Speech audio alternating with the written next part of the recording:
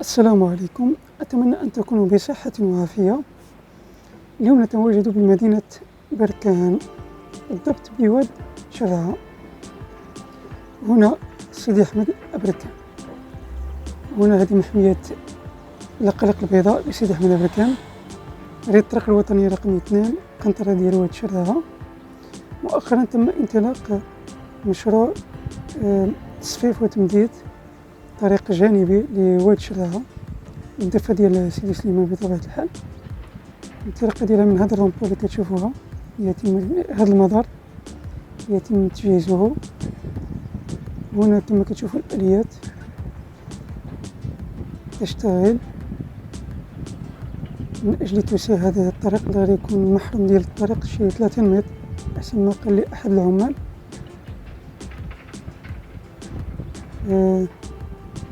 كذلك سيتم توسيع هذا الطريق بواحد المعلومة بأن هذا الطريق ستؤدي انطلاقا من هذا الرومبو أو هذا المدار الجديد ويتخرج حتى التزاغين، يعني من هذه القنطرة ديال واد شرعة إلى قنطرة تزاغين ولا قنطرة وولوت. يعني هذا الطريق غادي يتلاقى معه الطريق كما كتشوفوا جاية جانب جبل الحرشة. كما تشوفوا الأشغال مستمرة من أجل توسيع هذا الطريق. الطريق غادي يزيد يدخل داخل في الواد كما كتلاحظوا.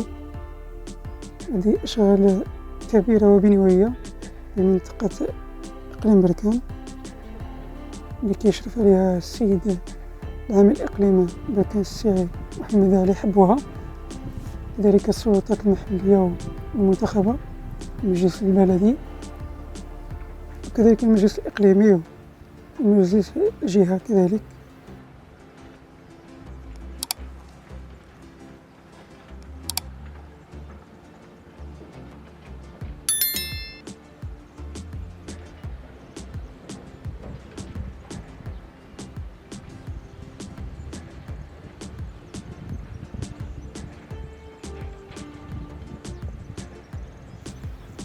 هنا في هذا المقطع يتم إزالة هذا الأتربة اللي هنا في وسط الطريق من أجل توسيع واحد المنطقة بجانبها. ربما يديروا شي فضاءات خضراء أو ربما يمكن شي ملاعب ديال القرب، ربما غادي يكون حتى واحد الكورنيش هنايا على ما أعتقد، ماشي ضابط المعلومة بالضبط بسبب شح المعلومات. حاولت نبحث على شي معلومات ولكن ما لقيتش. بطبيعة الحال في وسائل التواصل وفي الانترنت في الشبكة ديال الانترنت هذه الأشغال بدأت منذ تقريبا أسبوع، اللي هي في الضفة الأخرى نجد سوق باكورة وسوق مبروك. هنا هذا المزاح، شجر المزاح ولا فاكهة الزعرور اللي معروفة بها إقليم بركان.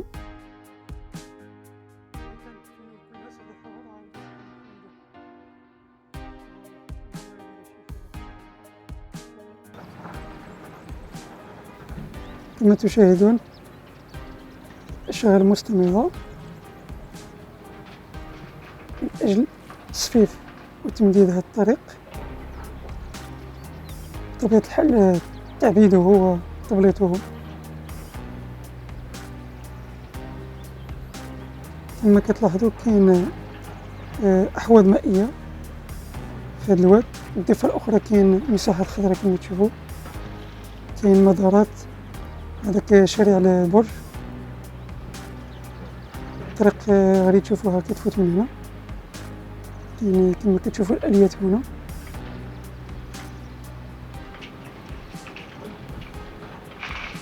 كما قلت الطريق غادي تكون فيها شي 30 متر، فيها التريزور وفيها الممر ديال السيارات. واد شرعة غني عن التعريف. هنا لوحة فنية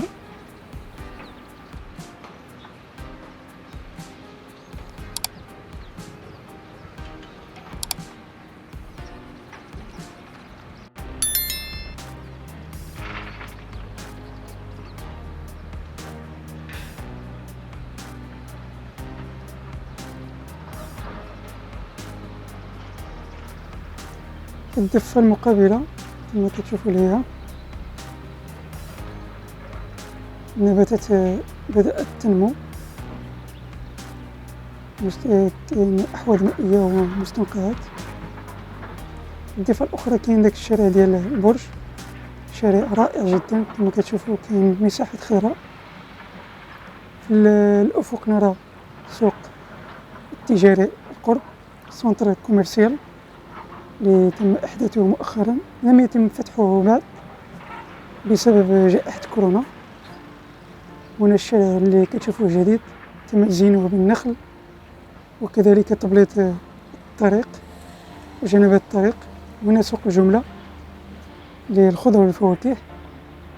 نتمنى إن شاء الله هذا السوق يتم تحديثه وتهيئته بشكل لائق.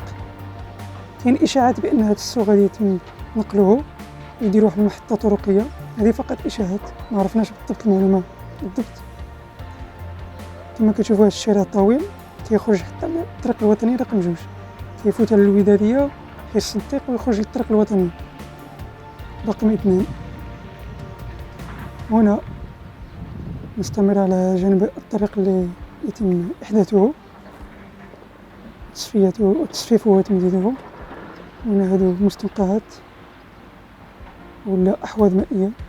في الضفة الأخرى هنا في هذا الجانب نرى أشجار المزاح، وهنا نجد قنطرة عين السلطان المؤدية إلى أولوت. وهذا الجانب ديال الطريق كاين واحد الشارع غادي يتم إحداثه في هذا الجانب كيفوت على ورطاس على عين السلطان دوار الميكا ويتلاقى مع القنطرة ديال ورطاس. غادي يكون هذا الشارع غادي يكون رائع جدا، غادي يتربط مع قنطرة ورطاس، وغادي يفكوا واحد العزلة لهذه المنطقة بأكملها. وكذلك هذا التهميش اللي كان معروف به واد شرعة وكذلك واد ورطاس. نستمر مع هذا الواد. هنا كينتهي الواد شرعة وكيدخل معه واد زقزل. على الجانب كيتسمى واد زقزل كما كتشوفوه. هنا منطقة وولوت، كاين في الأفق كاين وولوت القديمة، وهنا وولوت جديدة. هذا العمارات اللي كنشوفوهم العمران.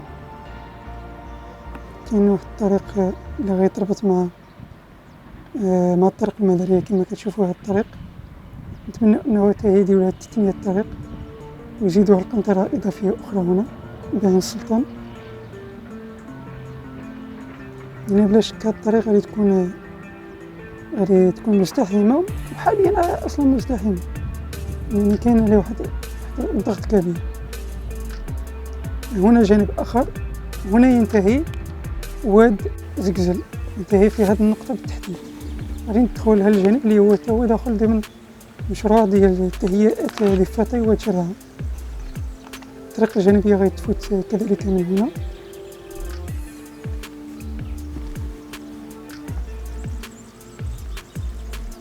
الماء مازال موجود، المياه ديال العنصر اللي كيجي من مولود. هذه سميتو الأحواض المائية اصطناعية بطبيعة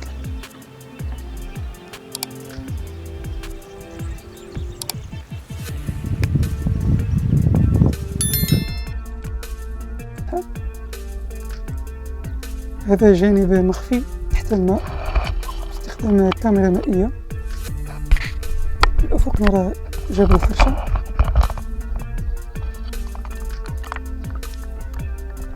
المنطقة غنية بالحياة البرية، لا في الطيور ولا في البرمائيات، كذلك حتى في الثدييات، خنازير البرية، وكاين السلسيل، كاين ربما حتى الثعالب. أكيد أن هذا الواد غادي يكون عنده واحد الدور إيكولوجي مهم. هنا الفضاء ديال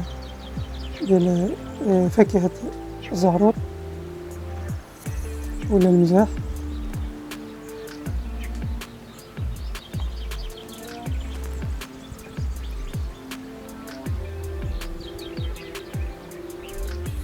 الطريق كما تشاهدون هنايا غادي تفوت من هنا حتى هي غادي يتم توسيعها هذا المكان هذا بلا شك، وتمديده وتصفيفه من ناحية الجوانب. لابد غادي كيديرو فيه الأشجار من هنا الجوانب، وغادي تلتقي مع الطريق مع القنطرة اللي كتشوفها في الأفق، القنطرة ديال من هادو الفلاحة كيغسلو الزجر الزودية هنا في الواد. راه غادي تفوت من هنا على هاد الجانب هذا، تدخل في التزاغين بطبيعة الحال. قنطرة أوليب. إذا إلى هنا نشكركم على المتابعة، دائما مع الحياة البرية. وايلد مغرب. تحياتي لكم وشكرا للمشاهدة، والسلام عليكم.